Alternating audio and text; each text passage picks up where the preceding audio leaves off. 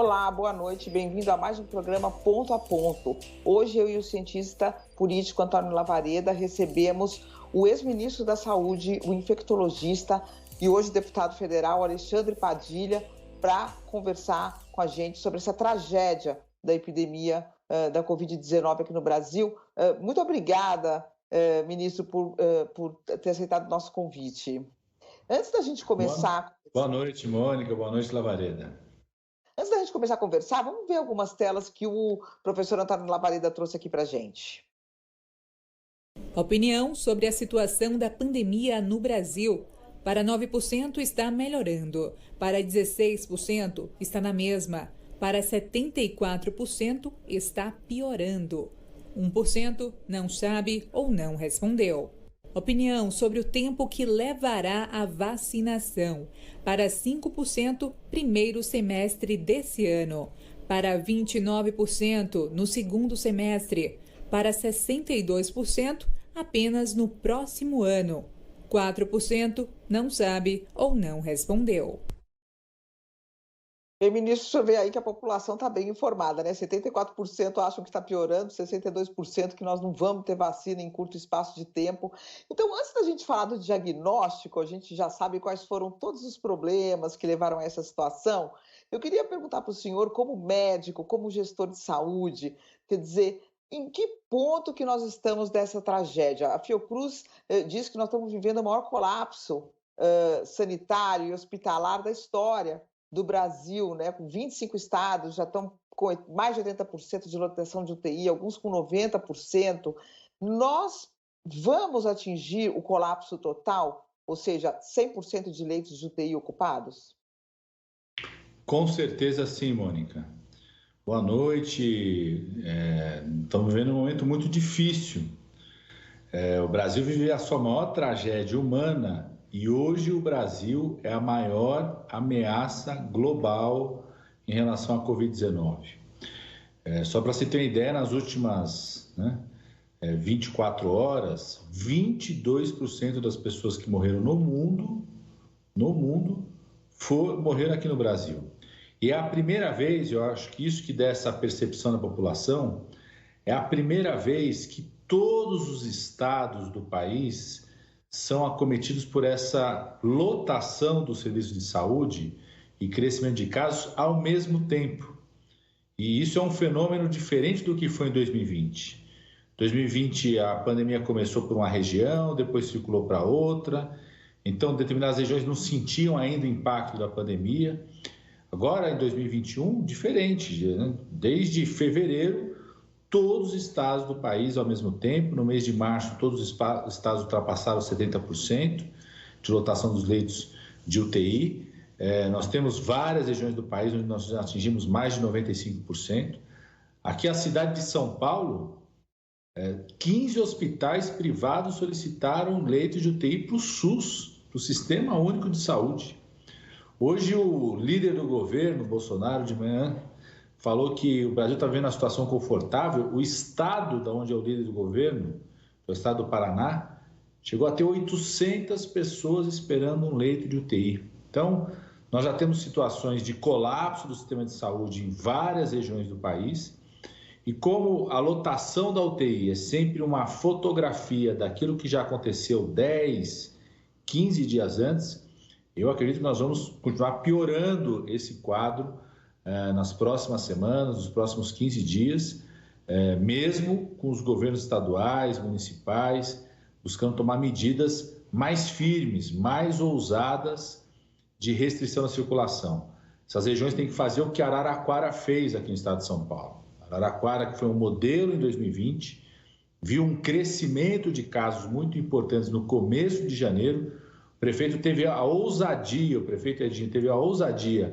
de implantar o lockdown na cidade, medida dura, não é fácil, mas 15 dias depois já está tendo redução de 50% dos novos casos. Então, o Brasil vive, de fato, o maior colapso da sua história no sistema hospitalar.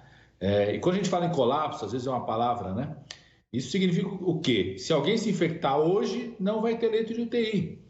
Se alguém estiver procurando hoje um leito de UTI no estado de São Paulo como um todo, sobretudo na região metropolitana, vai ficar na fila do leito. Isso está acontecendo em vários outros estados, essa situação. Significa que daqui a pouco, daqui a pouco já está acontecendo em vários estados, falta medicamento anestésico para manter uma pessoa que está entubada, faltam medicamentos de suporte ao manejo desses pacientes, muita dificuldade de manutenção da cadeia de oxigênio, esgotamento dos profissionais de saúde. Daqui a pouco falta ambulância. Eu vi a imagem de Uberlândia ontem, os parlamentares estavam comentando comigo hoje na comissão. Uberlândia estava sem, né? Fila de ambulância dentro do hospital, e chegou a hora que não tem ambulância para fazer a reposição. Por isso que é tão importante também você ter medidas que diminuam a circulação das pessoas, né, para você ter tempo, inclusive, de retomar os leitos que foram fechados. Foram fechados quase 10 mil leitos, Mônica, de dezembro para janeiro. O SUS chegou a abrir 13 mil leitos da Covid-19 em 2020, porque o Congresso Nacional aprovou recursos adicionais ao Ministério da Saúde. O Guedes era contra. O Guedes falava que só com 4 bilhões era suficiente para enfrentar a Covid. Nós colocamos 40 bilhões a mais no Ministério da Saúde, foram abertos 13 mil leitos em 2020, que passaram a ser fechados a partir de dezembro e janeiro com corte dos recursos no orçamento, e agora uma grande dificuldade é tentar reabri-los, né? Só resumindo, mano, o que aconteceu no Brasil dezembro, janeiro e fevereiro? O mundo inteiro estava fechando as cidades, abrindo mais leitos e acelerando a vacinação. E o Brasil estava fazendo o contrário, fechando leitos hospitalares, abrindo as cidades e com um ritmo de vacinação a passo de tartaruga, que é um dos grandes vexames da gestão do general que ocupa o Ministério da Saúde. Bolsonaro deixa mais uma marca no Exército Brasileiro, é o maior vexame da história do Exército Brasileiro desde a sua criação. Agora, ministro, só para a gente, antes da gente falar também do que aconteceu, o que vai acontecer, quer dizer, a gente já está vivendo colapso em algumas cidades, já estão morrendo quase 2 mil pessoas, por dia 1.700 e poucas pessoas, e a gente sabe que a situação vai piorar porque as pessoas estão infectadas já estão doentes, quem está infectado já está, mesmo que o Brasil parasse totalmente, a gente ainda ia ter um saldo de pessoas infectadas que vão manifestar a doença e vão chegar no hospital e já vai ter gente internada porque está demorando para sair do hospital também, demoram para ter alta. Que número macabro que o senhor acha que a gente pode chegar de mortes no Brasil nos próximos dias diárias? E a gente já ouve pessoas falando que pode chegar a 500 mil mortes. Isso é um exagero ou o senhor acha que isso é possível? E, segunda pergunta na mesma, há algo a ser feito no curtíssimo prazo ou todos os instrumentos para que isso não ocorra no curto prazo já foram feitos, já foram efetivados? Mônica, primeiro, qualquer cenário considerado exagerado não é exagerado, porque o que é exagerado no Brasil é o conjunto de irresponsabilidades conduzidas pelo governo federal e, infelizmente, também por alguns governos estaduais e municipais. Então, quem está exagerando é a atitude do governo federal, de Bolsonaro, do corredor da morte onde ele pôs o país. A gente já chegou a mais de 3 mil mortes por dia, viu, Mônica? Já 2 dias seguidos, mais de 3 mil mortes por dia. Nós vamos chegar nos próximos dias a 300 mil mortes confirmadas. A continuar essas atitudes, nós vamos ultrapassar 500 mil mortes confirmadas até o final do ano, eu não tenho dúvida nenhuma. Porque um aprendizado que nós tivemos em relação à Covid-19...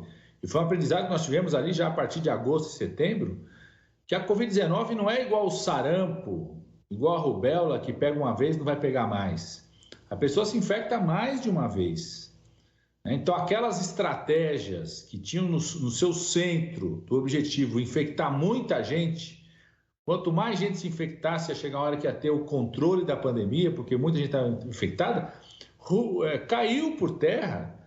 Quando se descobre que tem o risco de reinfecção, a reinfecção ocorre, e mesmo os colapsos dos serviços de saúde aconteceram com proporções da população não tão altas de infecção. Não tem jeito, Mônica, mesmo sistemas nacionais públicos mais consolidados do que o nosso, como o Sistema Nacional Público Inglês, Sistema Nacional Público Espanhol, entraram em risco de colapso, tiveram que fazer lockdown, tiveram que fazer fechamento. Então, qual que são as soluções imediatas? Primeira solução, acelerar a vacinação. Tudo que a gente puder fazer hoje para trazer mais vacinas tem que ser feito. Porque se você não contrata a vacina hoje, amanhã você tem menos vacina para contratar. Porque você tem dezenas de países no mundo se mobilizando para isso. Inclusive, eu defendo, discutir isso no Congresso Nacional, que os governadores, o Congresso tem que fazer um apelo humanitário à Organização Mundial de Saúde para que ela, mesmo o Bolsonaro, porque é uma coisa importante que as pessoas saibam, a OMS ofereceu para o Brasil a possibilidade do Brasil reservar doses para 30% da sua população.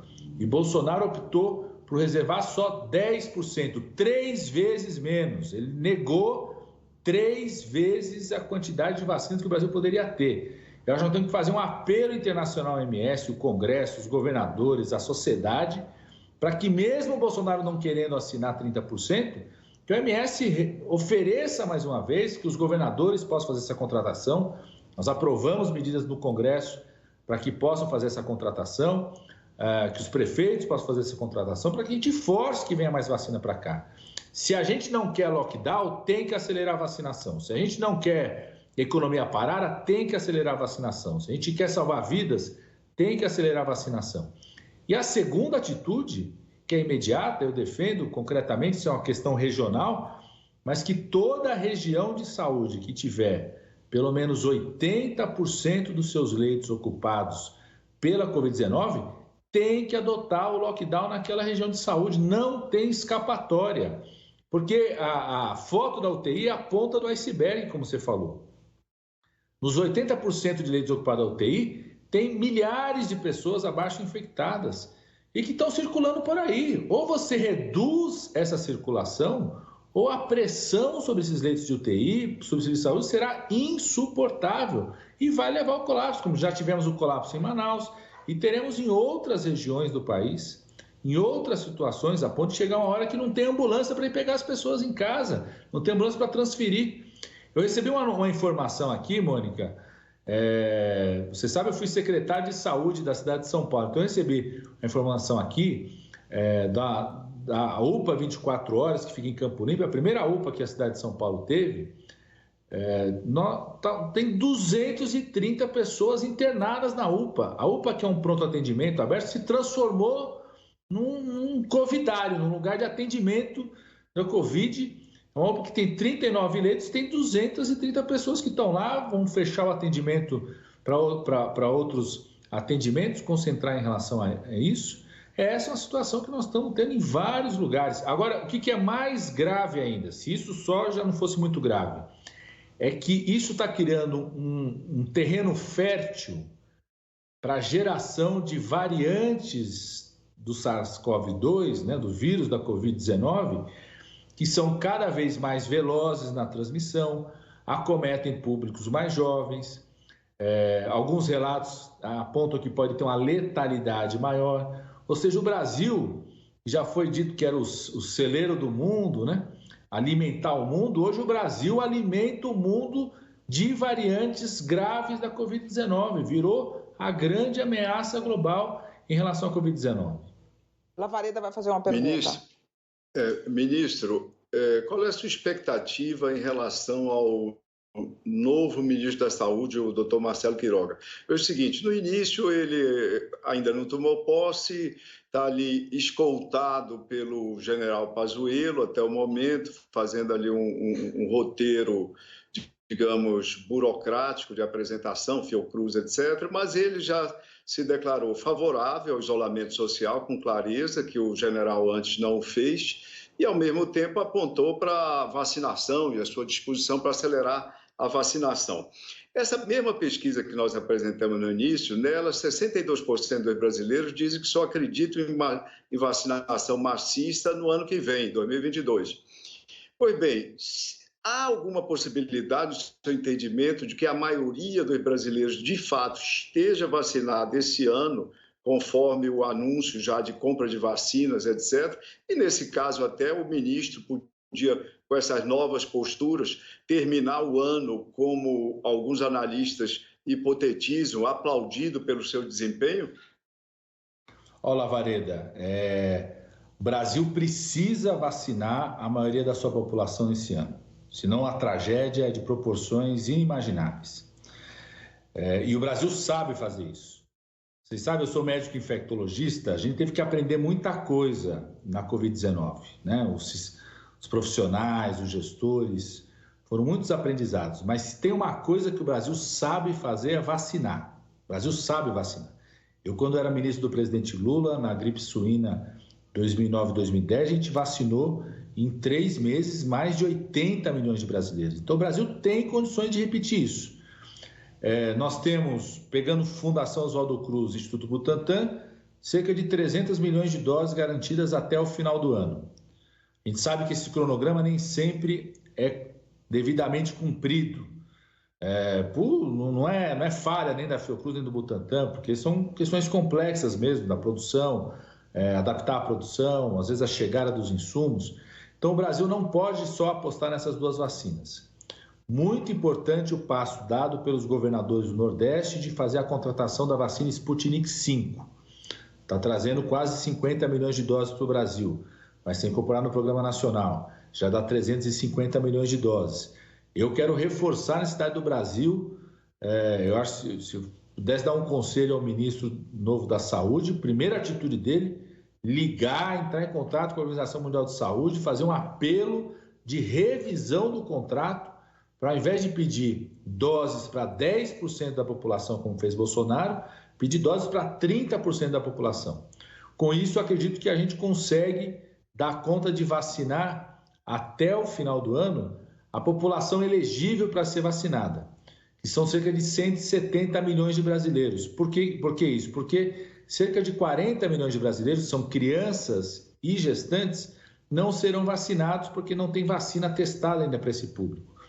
E nós precisávamos vacinar cerca de 80 milhões de brasileiros, que é o que eu considero o grupo prioritário, que tem idoso, profissional de saúde, população indígena, quilombola, pessoa com deficiência, pessoas que têm doença cardíaca, doença pulmonar, doença oncológica, profissionais da educação, profissionais da limpeza das cidades, né, profissionais do transporte. Isso dá mais ou menos 80 milhões de pessoas, que é aquilo que a gente fez em 3 meses, há 10 anos atrás. Hoje a gente conseguiria fazer uma velocidade rápida também, vacinar esse público antes do inverno.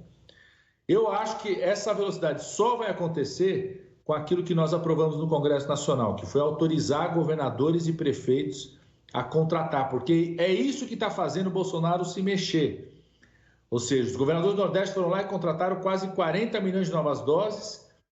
De imediato, o Ministério da Saúde já pediu, traz isso aqui para o Plano Nacional, eu pago. Então, que outros governadores, outros prefeitos, tenham um consórcio de 1.700 municípios, possam entrar em campo para trazer vacinas, incorporar vacinas. Isso pode fazer com que o Ministério da Saúde seja obrigado a pegar essas vacinas e levar para o Plano Nacional. Isso pode acelerar o programa de vacinação. Então, eu acho que nós temos que trabalhar fortemente para isso.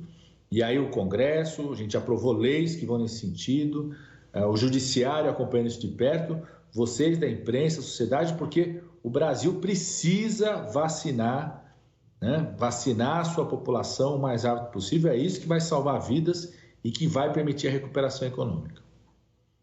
Ministro, você já foi gestor em 2 níveis, na cidade de São Paulo e ocupou o Ministério da Saúde.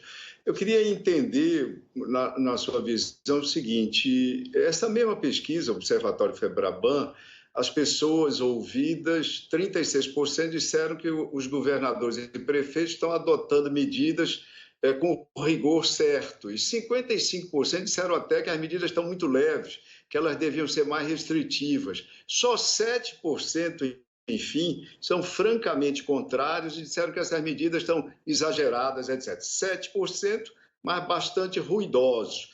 Lembrar que 7% em números absolutos da população brasileira dá aí uns 11 milhões e 500 mil pessoas, como você sabe. Por que os gestores de saúde, governadores e prefeitos, até agora têm sido tão hesitantes em adotar medidas mais rigorosas. Às vezes anunciam que vão adotar, dão passos atrás, recuam, etc. e tal. O que é que explica isso? Infelizmente, Lavareda, o Brasil, e Bolsonaro tem responsabilidade direta sobre isso, começou a tratar algo que deveria ser tratado pela ciência, buscando a união do país, como algo de um conflito no país. Tanto de atores econômicos, mas às vezes do judiciário, do Ministério Público. Quero citar aqui novamente o exemplo do prefeito Edinho de Araraquara, que teve a coragem, final de janeiro, de adotar o lockdown, se antecipando esse colapso que está no país. Ele percebeu, porque ele montou um sistema de testagem amplo em 2020, percebeu que estava crescendo pela testagem, não pela ocupação dos leitos de UTI, se antecipou a isso. Ele enfrentou, como você falou, uma minoria ruidosa, mas ele teve coragem de enfrentar. Mas ele enfrentou também setores do Ministério Público, que tentaram fazer abertura, por exemplo, de salão de beleza, de manicure, de academia. Chegou a enfrentar ações que estavam indo para o judiciário, no sentido de reabertura das grandes redes de supermercados. Isso tem sido uma constante em vários gestores estaduais, municipais. Eu conheço gestores, por exemplo, que tiveram que fechar um hospital de campanha porque o Tribunal de Contas estava questionando a existência do hospital de campanha. Nada contra questionar se teve desvio, tem que questionar, se teve superfaturamento, tem que questionar, ver a qualidade das compras, tem que questionar. Agora, questionar a existência de um hospital de campanha no meio de uma pandemia é um absurdo. Então, eu acho que acontece também, viu, Lavareda? Esses gestores estão tendo que enfrentar não só um movimento político que é liderado pelo presidente da República, que tem uma máquina de comunicação muito forte, tem um gabinete do ódio operando diariamente, né? Mas às vezes também tiveram que enfrentar instituições que estão com posturas contraditórias em relação à defesa da vida. Pensar que membros do Ministério Público vão questionar a defesa da vida é algo impensável. Não foi para isso que foi criado o Ministério Público na nossa Constituição, ou membros do Judiciário serem favoráveis ao interesse econômico de alguns atores, ao invés do interesse à defesa da vida. Então, infelizmente, nós estamos enfrentando essa pandemia com esse clima de muita disputa, e a falta de uma coordenação nacional é decisiva nisso, Lavareda, porque você sabe, se tem uma coordenação nacional que dá uma direção única, que chama o Conselho Nacional de Justiça, chama o Conselho Nacional do Ministério Público, cria ambiente de união o tempo todo, a gente estaria enfrentando essa pandemia com muito mais força e, sobretudo, o que é mais importante, salvando vidas. Ministro, eu queria fazer uma pergunta que talvez até o Lavareda possa ajudar aí na sociologia, mas o senhor, como experiência política que tem, quer dizer, ok, tem todos esses problemas de Ministério Público, de Judiciário, de governos, tudo, todo mundo tem responsabilidade. Agora, a gente não pode falar que a população brasileira não está informada sobre o que está acontecendo, né? A população brasileira sabe que a gente está à beira de um caos. Os telejornais só falam nisso, as rádios só falam nisso, os jornais só publicam isso, e, no entanto, o comportamento da população, ou de uma grande parte da população, eu não estou aqui falando de quem trabalha, né? Porque quando houve a abertura, em junho do ano passado, que começaram a flexibilizar a abertura, enquanto as pessoas iam trabalhar com cuidados, a verdade é que o número de casos veio caindo. Depois de novembro, que a gente viu festa para todo lado, férias para todo lado, todo mundo sem máscara. Qualquer pessoa olha para o lado que sabe que tem vários amigos indo para jantares e para almoços sem máscara e se reunindo sem nenhum cuidado. Por que a população não toma cuidados? Uma parte da população, não estou falando dos negacionistas, de quem está fazendo protesto político, estou falando de pessoas que estão do nosso lado. O que explica isso? Bom, Mônica, eu sou médico, infectologista, não sou cientista político, não sou sociólogo nem antropólogo, mas como a gente na área da saúde tem que lidar sempre com a dimensão humana, a subjetividade, eu posso fazer alguns pitacos em relação a isso, né? O Milton Nascimento tem uma música que ele sempre cantava e eu sempre usava em relação à dengue, por exemplo, que ele falava que a lição nós sabemos de cor, só nos resta aprender, né? O fato da pessoa ter informação não necessariamente gera uma atitude. Por exemplo, Eu fico indignado de ver colegas médicos meus que têm informação, recebem todas as informações, fazerem prescrição de medicamento que não tem qualquer eficácia. É uma prática quase do charlatanismo. E medicamentos que, inclusive, têm eventos adversos graves. Eu não acho que falta informação a esse profissional médico. Tem alguma coisa que desperta uma atitude nele, né? Ou talvez de não se responsabilizar em relação ao cuidar daquele paciente. Vou fazer a receita aqui porque ele vai embora logo, o que é um absurdo, né? Tem outras subjetividades em relação a isso. E acho que na população como um todo também. O que eu acho que pega nessa subjetividade? Tem várias coisas que pegam, né? Primeiro, a liderança do presidente da República e da sua máquina de informação não é pouca coisa, né? Você tem uma figura como presidente da República que também provoca afeto, também mexe com subjetividade. Quando ele fala, eu tenho um corpo de atleta, ele está mandando sinais. Quando ele fala que quem fica em casa é marica, isso é mexer com subjetividades, você querer construir uma certa atitude das pessoas, né? Quando ele brinca com essa coisa da máscara, e não é só ele, é um movimento, né? Tem um movimento do bolsonarismo, né, que dialoga fortemente com isso, que tem uma máquina de informação muito forte, que mexe o tempo todo com isso. A nossa população, né, é diferente, aí não é só o Brasil, né, os latinos como um todo, a gente tem latinos não só da América Latina, Itália, Espanha, Portugal. Quando começou a pandemia da Covid-19, muita gente falava, né, uma coisa foi a reação da China, do Japão, do Vietnã, dos orientais em relação ao primeiro contato da pandemia, até o fato de se tocar menos, do cumprimento ser mais à distância, do uso imediato da máscara, de uma certa disciplina. Quando chegou na Itália, a dificuldade toda do controle, na Espanha também. Então, a gente tem características também da nossa cultura latina que faz com que a gente questione, né, algumas atitudes, a forma mesmo de conviver, né? E sabendo que não é fácil também, a gente sabe que não é fácil, né? Não foi difícil, continua sendo difícil enfrentar tudo que a gente enfrentou em 2020, e não é fácil saber, né, que, além de tudo que a gente enfrentou em 2020, nós estamos tendo um momento de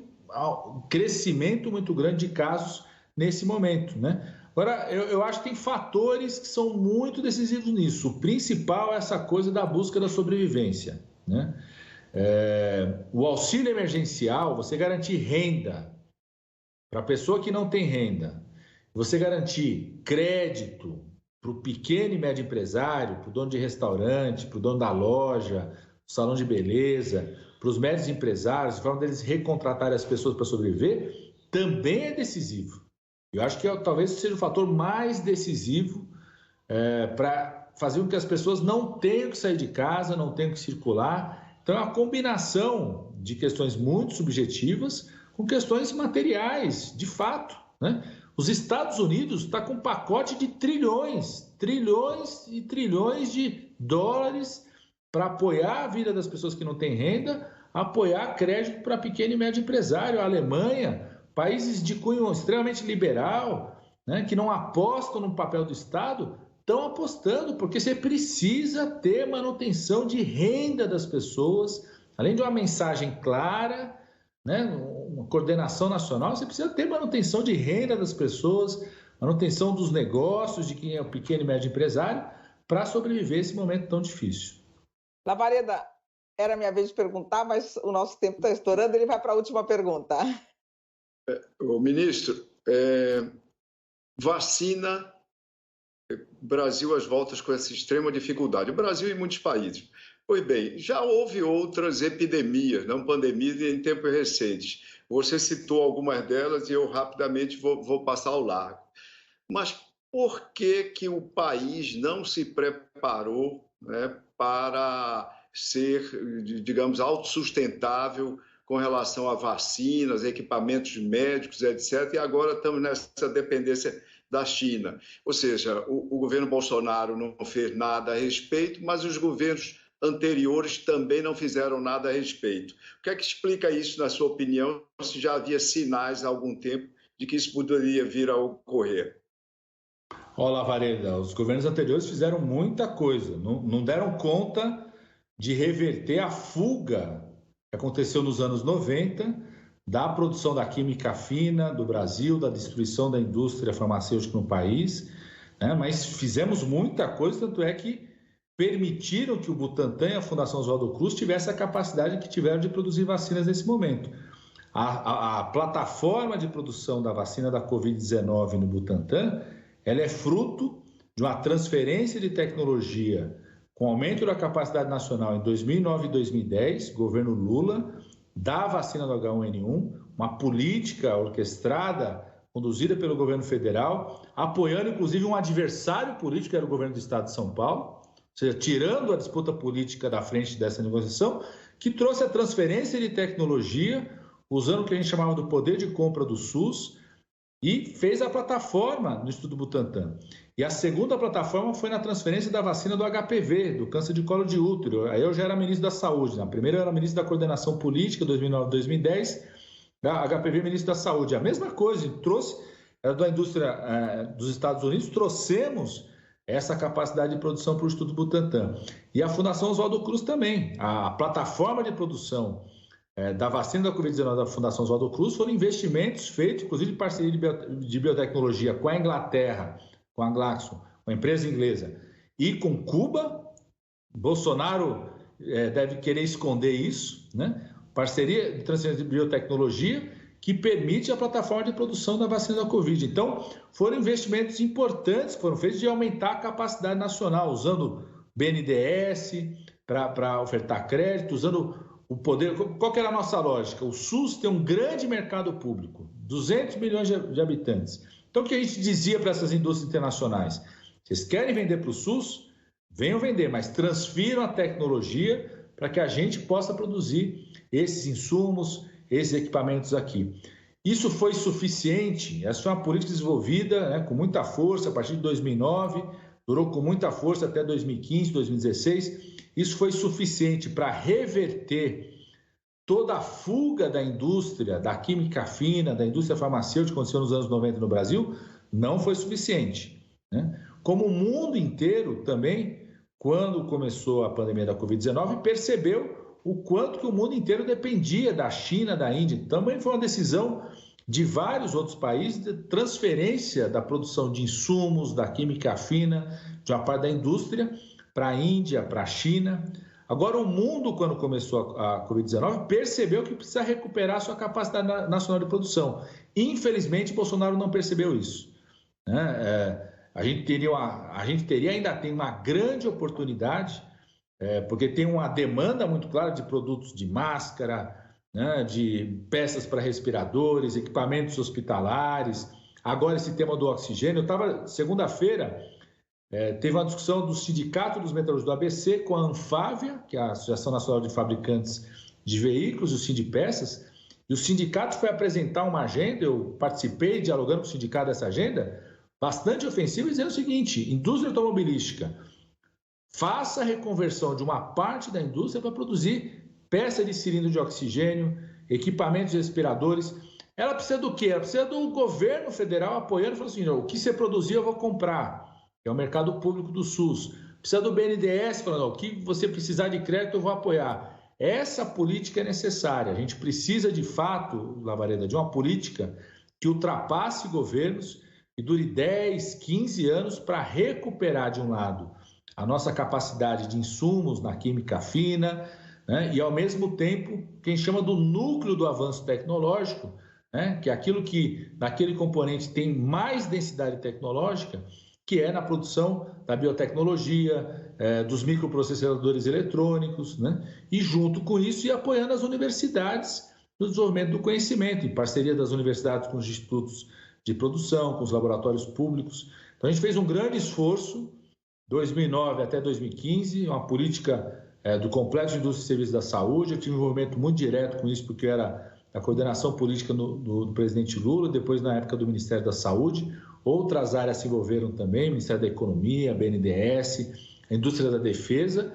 Mas a gente precisa de uma política como essa que ultrapasse os governos, seja mais longa. Eu, inclusive, viu, Lavareda, eu estou na Comissão de Seguridade Social e Família lá no Congresso Nacional. A gente discutiu isso hoje de manhã, inclusive para a gente pensar uma forma de novos marcos regulatórios que permitam que isso ultrapasse o governo. Por exemplo, a encomenda tecnológica que a Fiocruz fez, o Instituto Butantan fizeram para desenvolver a vacina da Covid, é um instrumento legal que começou aprovado como lei lá em 2010, depois a gente aprimorou em 2011, depois em 2017 foi aprimorada, ou seja, uma lei que ultrapassa governos para a gente dotar o país de novo de capacidade nacional de produção dos insumos na área da saúde.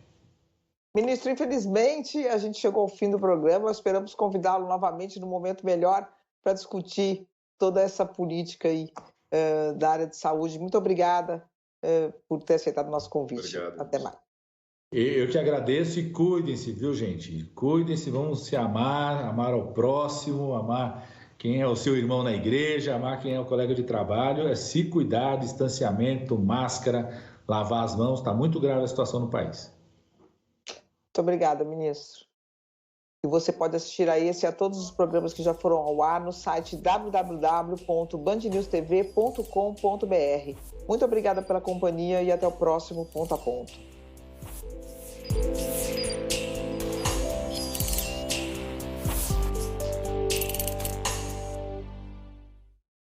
Se tem um lugar que tá com saudade de abraçar